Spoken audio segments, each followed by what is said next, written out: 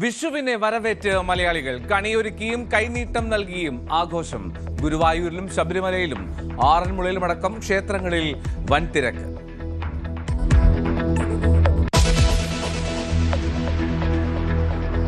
ഇറാനുമായുള്ള യുദ്ധത്തിൽ ലക്ഷ്യം പൂർത്തീകരിച്ചുവെന്ന Donald Trump. ആണവ പദ്ധതി ഉപേക്ഷിച്ചാൽ ഇറാന് വൻ ഓഫർ എന്നും പ്രഖ്യാപനം. രണ്ടാം ഘട്ട ചർച്ചകൾക്ക് നീക്കം. US സംഘം വീണ്ടും ഇസ്ലാമാബാദിലെത്തിയേക്കും.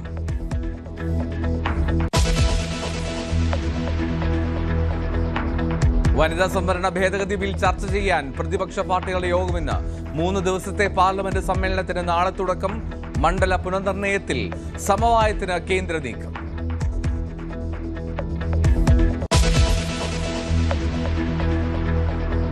തെരഞ്ഞെടുപ്പ് ആവേശത്തിൽ തമിഴകം. കന്യാകുമാരിയിൽ ഇന്ന് പ്രധാനമന്ത്രിയുടെ റോഡ് ഷോ. വൻ പ്രഖ്യാപനങ്ങളുമായി BJP.